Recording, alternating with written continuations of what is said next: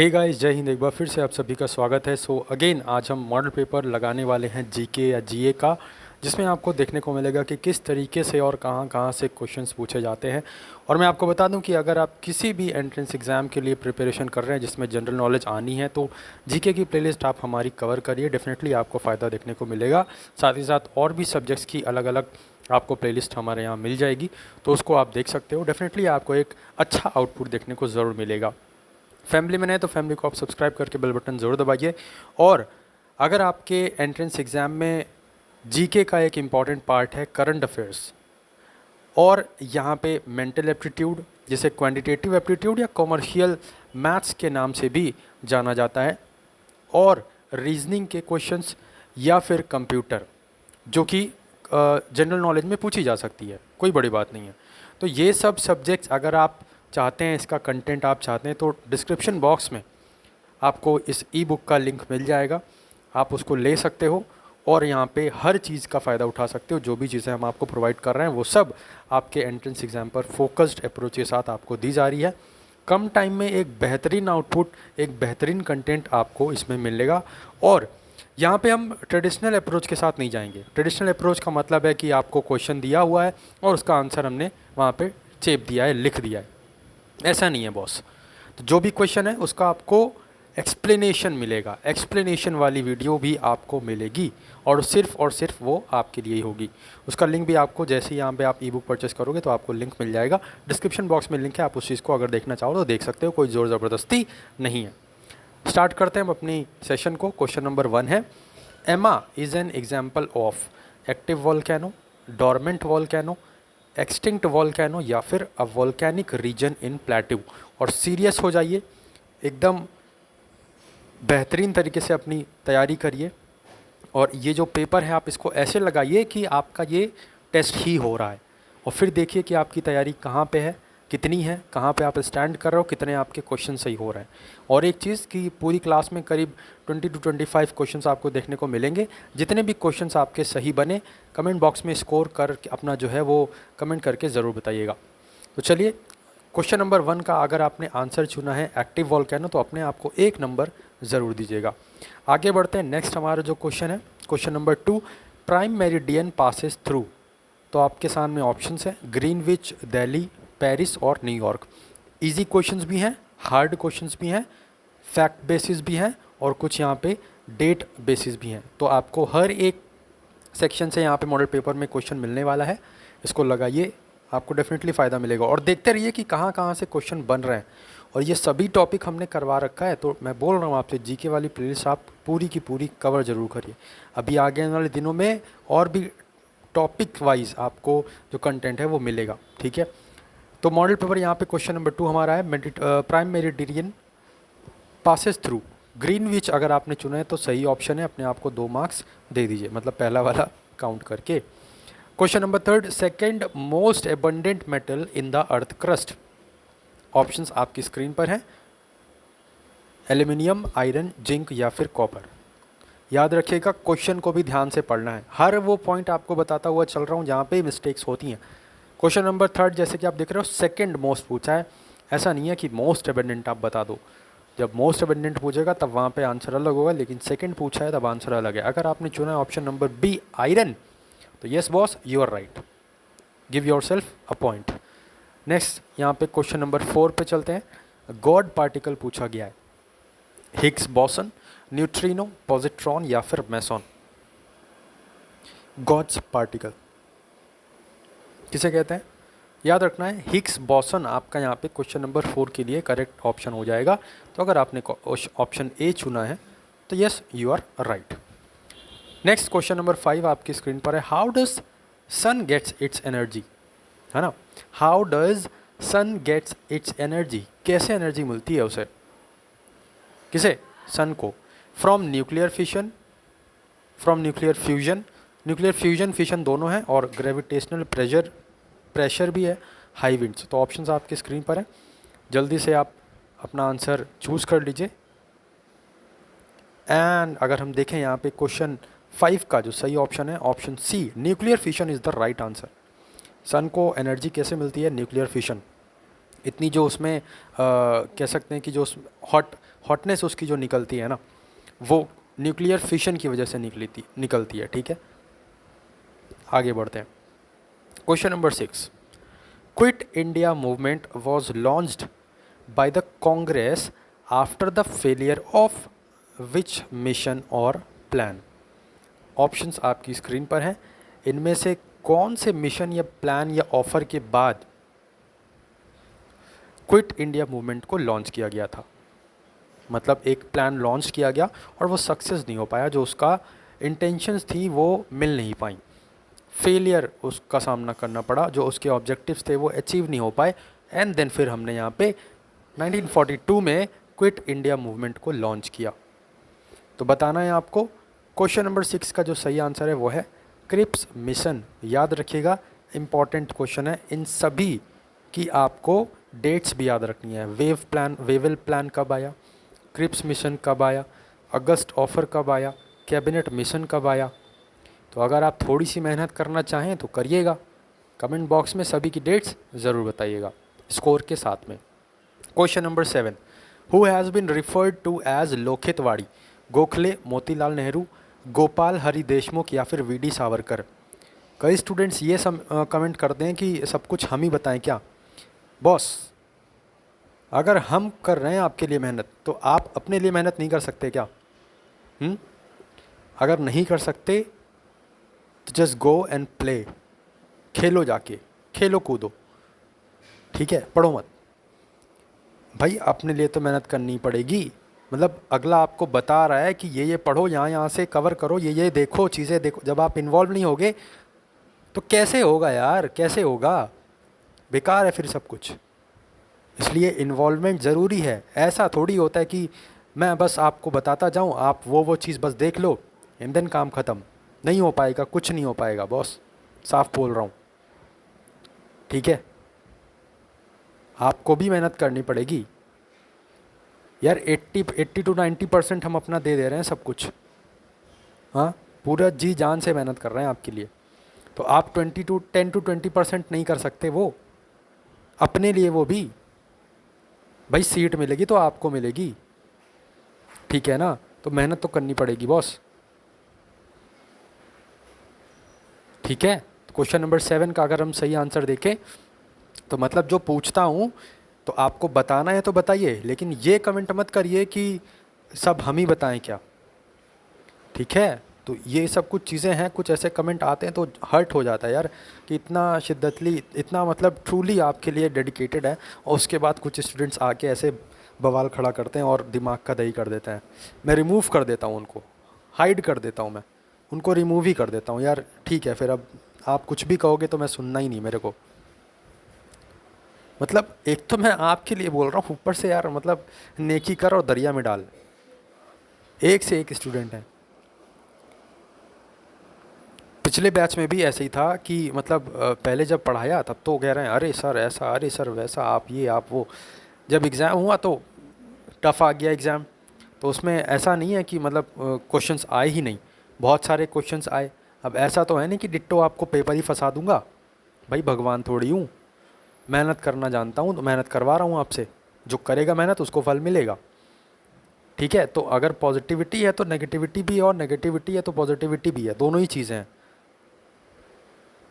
तो उनमें से ही कुछ स्टूडेंट्स थे जो बोल रहे थे सर आपने जो पढ़ाया वो आया नहीं, और उनमें से ही कुछ स्टूडेंट्स थे तो जो बाद में मैसेज कर रहे हैं कि सर आपकी वजह से मेरा यहाँ पे सिलेक्शन हो गया, मेरा वहाँ पे सिलेक्शन हो गया। तो तरह तरह के बच्चे हैं, तरह तरह के स्टूडेंट्स हैं। आप में से भी ऐसे बहुत लोग हैं, मेरे को पता है। तो I am ready for that. ठीक है, जो मेहनत करेगा यार फल उसी को मिलेगा। सबको एक बराबर फल नहीं मिलता है कभी। आप अगर 90% दे रहे हो तो अगला 95% दे रहा होगा, हो सकता है अगला 80% ही दे रहा हो। तो ऐसे जो है हर एक स्टूडेंट अपना अपना दे रहा है, अपना जो भी उसको लगता है, जितना भी वो मेहनत कर सकता है। तो अभी आपको ये सब नहीं सोचना है बॉस, बस आपको अपना बेस्ट पॉसिबल एफर्ट आपको अपना देना है, दैट्स इट। ठीक है, हम भी आपके लिए एनालिसिस करते हैं, देखते हैं, तब आपको पढ़ाते हैं। क्वेश्चंस कहाँ से आते हैं, क्या क्या आपका सब्जेक्ट्स है, बहुत कुछ देखना पड़ता है बॉस। मैनेज भी करना पड़ता है सब कुछ। हमारी अपनी भी लाइफ है, हमारे अपने भी स्टडीज़ हैं, हमारी अपनी भी पढ़ाई है। ठीक है। बहरहाल चलिए, बुरा लगा हो तो माफ़ करिएगा, लेकिन सच बात बोली है यार, ठीक है, कुछ भी गलत नहीं बोला। क्वेश्चन नंबर 7 का आंसर हम देखें तो यहाँ पे करेक्ट आंसर आपका हो जाएगा ऑप्शन सी, गोपाल हरि देशमुख। आगे बढ़ते हैं। Question number 8, title of Sardar to Sardar Vallabhbhai Patel. तो यहाँ पे सरदार की उपाधि जो है वो सरदार वल्लभ भाई पटेल को किसने दी? इम्पॉर्टेंट है, याद रखिएगा, गांधी जी ने सरदार की उपाधि दी थी सरदार वल्लभ भाई पटेल जी को। क्वेश्चन नंबर 9 की बात करें, the proposal of preamble in drafting the constitution was given by. Preamble का प्रपोजल किसने रखा कि भाई अगर आप कॉन्स्टिट्यूशन बना रहे हो बहुत अच्छा है, लेकिन हमें एक समरी पूरी देनी चाहिए प्रियम्बल में। प्रियम्बल का पूरा मैंने सेशन ले रखा है, आप चाहें अटेंड करना तो इंडियन कॉन्स्टिट्यूशन की या इंडियन पॉलिटी की प्लेलिस्ट है उसमें भी मिल जाएगा, और जो जीके की प्लेलिस्ट है उसमें भी मिल जाएगा। क्वेश्चन नंबर 9 का करेक्ट आंसर याद रखना है, जवाहरलाल नेहरू जी ने ये प्रपोज़ किया था प्रियम्बल को लेकर। ठीक है, आगे बढ़ते हैं। प्रियम्बल में क्या दिया गया है? जो हमारा इंडियन कॉन्स्टिट्यूशन है उसका पूरा निचोड़ दिया गया है कि इंडियन कॉन्स्टिट्यूशन किस लिए है, क्या बात करता है, हमारी इंडिया कैसी है, सोवरेन है या सेक्युलर है, सब कुछ, जस्टिस हमारे पास हैं तो किस टाइप्स के हैं, और इस सभी प्रियम्बल को लेकर जितने भी क्वेश्चंस बनते हैं वो सब मैंने कवर करवा रखा है, तो आप चाहें तो डेफिनेटली उसको देखिएगा ज़रूर। क्वेश्चन नंबर 10 है, principle of election was introduced for the first time by which act. तो इलेक्शन का कॉन्सेप्ट किस एक्ट से आया? आप समझ सकते हो कितना इंपॉर्टेंट है। फर्स्ट टाइम इलेक्शन 1952 में हुए, याद रखिएगा, लोकसभा। और यहाँ पे बात करें तो जो इलेक्शन का जो कॉन्सेप्ट है या सिद्धांत है किस एक्ट से आया? इंडियन काउंसिल एक्ट 1909 से, जिसे हम मिंटो मार्ले रिफॉर्म्स भी बोलते हैं। इंपॉर्टेंट है, 1909 वाले को याद रखिएगा। ठीक है, आगे बढ़ते हैं।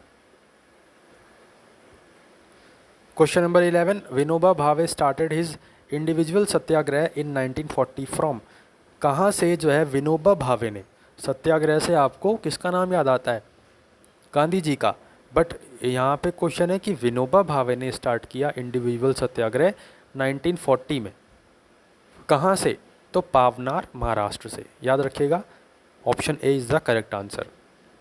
जितने का भी आंसर्स सही हो रहे हैं कमेंट बॉक्स में कमेंट करके अपना जो स्कोर है ज़रूर बताइएगा। क्वेश्चन नंबर 12 है, डू और डाई का स्लोगन, करो या मरो का नारा किसने दिया? बहुत ही ईजी क्वेश्चन है, एंड आई एम श्योर कि आप सभी को पता होगा, गांधी जी ने ये नारा दिया था। आगे बढ़ते हैं। Question number 13, while protesting against Simon commission, 1927 में आया था साइमन कमीशन, याद रखना है आपको। Lala Lajpat Rai sustained fatal injuries, this incident occurred in. तो लाला लाजपत राय को वहाँ पे बहुत सी चीज़ों का सामना करना पड़ा, मतलब उनकी डेथ तक हो गई, इतना उनको मारा गया।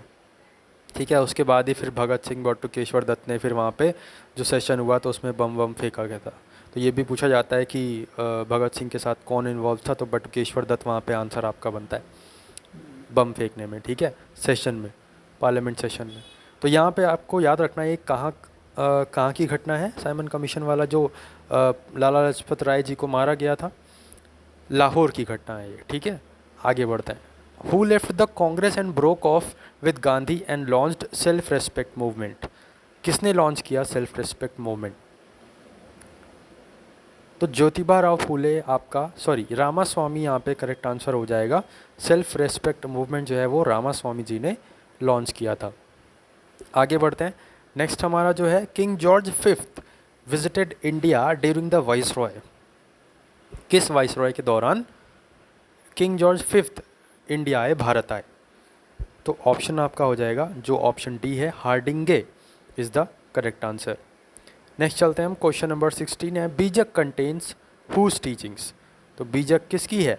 आप सभी को पता ही होगा, कबीर जी की है। ठीक है, आगे बढ़ते हैं। अरे भाई ये क्या हो गया, मैंने चेक किया था तब भी। क्वेश्चन नंबर 17 का आंसर आपको पता ही चल गया है, इंपॉर्टेंट है लेकिन याद रखिएगा। ठीक है, तो which sultan established the city of Agra? Sikandar Lodi होगा, इब्राहिम लोदी, सिकंदर लोदी अलग अलग है बॉस, तो याद रखना सिकंदर लोदी आंसर होगा। इल्तुतमिश और शाहजहां में कंफ्यूज मत होना, खिजर खां तो हो ही नहीं सकता। सिकंदर लोधी यहाँ पे आपका करेक्ट आंसर बनेगा, याद रखिएगा, इंपॉर्टेंट क्वेश्चन है। आगे बढ़ते हैं। पुरंदर मीन्स, पुरंदर का मतलब क्या होता है? अग्नि, वरुणा, मित्रा या फिर इंद्रा। तो याद रखना है क्वेश्चन नंबर 18 का आंसर इंद्रा हो जाएगा। पुरंदर का मतलब होता है इंद्र, ठीक है। आगे बढ़ते हैं। क्वेश्चन नंबर 19 हमारा पूछ रहा है which state had lowest population as per census 2011।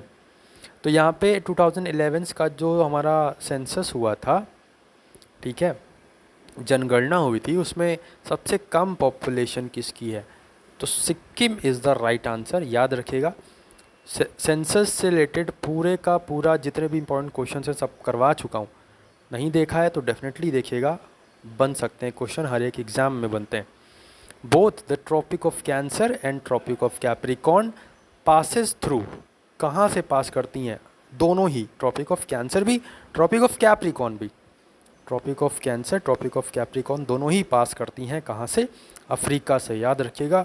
बहुत ही ज़्यादा इंपॉर्टेंट और बार बार पूछा जाने वाला ये क्वेश्चन है। Question number 21, country not comes under south Asia, Bhutan, Nepal, Maldives या फिर म्यांमार। साउथ एशिया में जो नहीं आती है, साउथ एशियन कंट्रीज़ आप देख सकते हैं, ऐसे eastern countries, western countries, northern countries, ठीक है, साउदर्न कंट्रीज़, ये सब चीज़ें आप ज़रूर देखें। तो साउथ एशिया में कौन सी कंट्री नहीं आती है?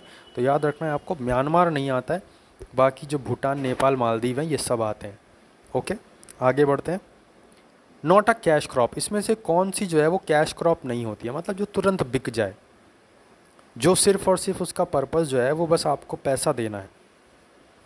तो sugarcane is a cash crop, wheat is a cash crop, coffee is also a cash crop, but watermelon is not a cash crop, ठीक है। तो याद रखना है आपको, यहाँ पे जायद फसल है ये, जायद फसल। खीरा हुआ, खरबूज हुआ, तरबूज हुआ, ये सब क्या है? जायद फसल है। तो यहाँ पे आपका ऑप्शन सी करेक्ट आंसर हो जाएगा, क्योंकि क्वेश्चन में पूछा गया था कौन सी कैश क्रॉप नहीं है, ठीक है। तो क्वेश्चंस पे भी आपको ध्यान रखना है। बाकी मैंने आपको ई बुक के बारे में बताई है, तो अगर आप चाहें तो डिस्क्रिप्शन बॉक्स से इसको देख सकते हैं। कंप्यूटर के भी यहाँ पे आपको अच्छे खासे 250 प्लस इंपॉर्टेंट क्वेश्चंस की ई बुक मिल जाएगी, और साथ ही साथ आपको मेंटल एप्टीट्यूड के इंपॉर्टेंट क्वेश्चंस, या आप उसको क्वांटिटेटिव एप्टीट्यूड या फिर कमर्शियल मैथ्स भी बोल सकते हो, और साथ ही साथ आपको रीजनिंग के सभी टॉपिक वाइज क्वेश्चंस, और रीजनिंग की जो एक्सप्लेनेशन वीडियो है वो अलग मिलेगी, मेंटल एप्टीट्यूड की जो एक्सप्लेनेशन वाली वीडियो है वो अलग मिलेगी, ठीक है। तो उसके लिए आप चिंता मत करें, जैसे ही आप ये ई बुक का पेमेंट करेंगे तो आपको वो चीज़, लिंक वगैरह वो रिसीव हो जाएगा। ओके, तो चलिए, अगर फैमिली में नहीं तो फैमिली को अभी सब्सक्राइब करके बेल बटन ज़रूर दबाइए, और अपने सभी मित्रों के साथ शेयर जरूर करिए अगर आपको लगता है कि हमारी मेहनत आपके लिए यूज़फुल है, आपके फ्रेंड्स के लिए यूज़फुल है, और आपको लगता है अगर कि हमारी मेहनत को आगे बढ़ाना चाहिए, तो ही आप हमारी क्लासेस को शेयर ज़रूर करिएगा।